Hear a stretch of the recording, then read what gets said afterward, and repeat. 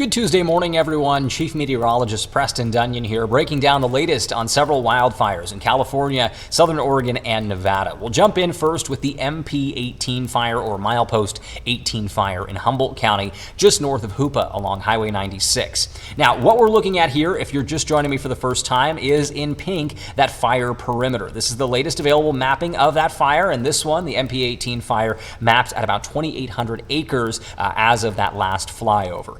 That is a growth from yesterday pretty significantly, and that really is showing up here along the northern flank of the fire and into kind of this eastern edge where we actually have a spot out ahead of the main blob of where that fire has been active. So in pink is that fire perimeter, and then those little dots that you're seeing, the dots and squares, indicate the location of hotspots detected by satellite, showing where we've seen heat signatures show up from space saying, hey, this is where the fire's been active. In orange, those hotspots are 12 to 24 hours old. In red, they're 6 to 12 hours old. I'm recording this just before 8 a.m., so you can kind of get that sense of, okay, in red, we're talking about hotspots somewhere between 8 p.m. last night through early this morning, and those older hotspots are kind of through the day on your Tuesday. Where did we see that activity? And for the most part, this has been here on this northeastern flank of the fire. You've got winds coming in out of the west, so that's going to help spread things off to the east, but you've also got the topography. That's a really important thing here with this MP18 fire.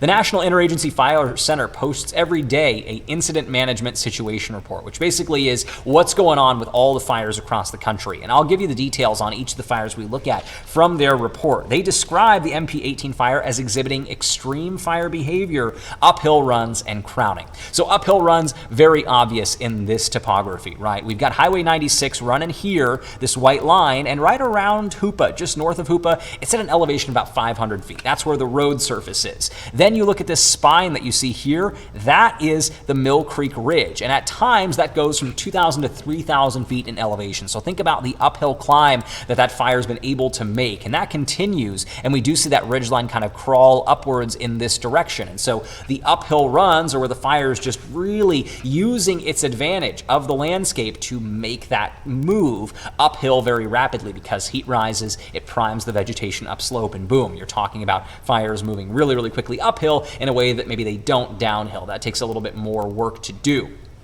But again, uphill runs and crowning. Crowning is where we're seeing that activity in the fire stay in the canopy of the tree rather than down at the surface. Now, you may have both at play, but that crowning can be really dangerous because you've got stronger winds aloft at the canopy level than what you might have down at the ground, especially in rugged terrain like this. If you can get above the ground a little bit and get some of that friction out of the way, then you're talking about stronger winds, more rapid spread, and also maybe a little different direction of spread than what you'd see at the surface. So that's the story there. 2,800 acres on the MP18 fire, much larger scale when we start talking about the bug fire, which currently is active in California and Nevada. Now, this started right along Highway 395 in southern Lassen County, California over the weekend, but that activity has mainly been in Nevada since. And the bug fire merged with the Fred Mountain fire early yesterday on Tuesday, and we have seen this now mapped at over 66,500 acres as that last report, combining those two perimeters into one when they did merge together. Now, you can see this fire activity has mainly spread north and east, aided by southwest winds that really roll through here kind of north of Reno and continue from California into Nevada over the course of the daylight hours. That's the main activity. Now, we have a bit of a drainage wind showing up here as we get into the evening and overnight hours, and that's what you're seeing this morning, is that those winds are coming out of the north and maybe a little bit out of the northeast, so that's helping allow the fire to creep back towards the California border and potentially bring some fire activity into the mountains right along that California-Nevada line into Lassen County. So you may just keep an eye on something like that for some increased activity.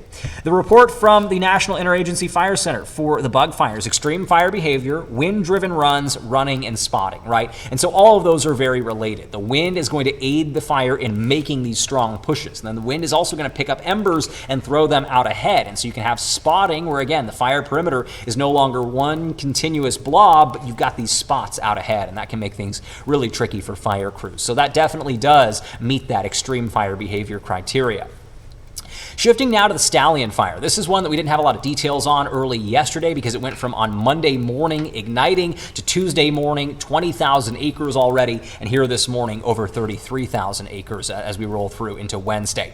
Most of the activity here looks a little different than what you're seeing on the Bug Fire because we're seeing winds come off of Pyramid Lake and roll down south. And so we're pushing fire activity down to the south here into the Para Range, which is a really rugged landscape. You've got mountain peaks like Virginia Peak over 8,000 feet in elevation there coming up from this lake shore. And of course, over a lake surface like that, you don't really have the friction that you might over land, which is more rugged. It's got trees, it's got buildings, it's got people. That lake surface is pretty smooth. And so winds can really roll off of Pyramid Lake and continue to aid that fire growth, mainly on the south end of the fire. So we'll keep an eye on that. Wildfires continue in southern Oregon, and we'll look specifically at the Wrights Spring incident here. This is when you see a few older hotspots across the northern flank of the fire, and more of that activity further south, aided by those winds out of the north that push that fire activity down. This is another one that's exhibiting active fire behavior. So not quite extreme like the other three that we've looked at, but it's still active. Crowning, running, and spotting. We've talked about all of those, right? Runs, fires making this quick advance in the direction that the wind is flowing. So we have north winds,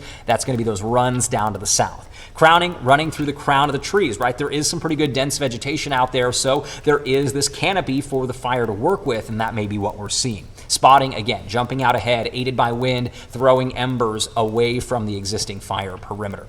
So that's the story there. Let's talk quickly about winds. How does this play out throughout the day today? Well, into the afternoon, things pick up a lot out there. You've got north-northwest winds rolling north of Klamath Falls, a little bit gusty at times, so that's going to continue to aid that fire growth to the south. When we talk about interior Humboldt County, back to the MP18 fire, onshore winds are going to keep pushing that fire activity off to the east and keep pushing smoke in that direction as well. And then in Nevada, notice those very gusty winds out there, mainly out of the west, so that will likely push fire activity further east towards Pyramid Lake on the Bug Fire and potentially maybe see some more shifting of the activity on the Stallion Fire also in that kind of southeasterly direction.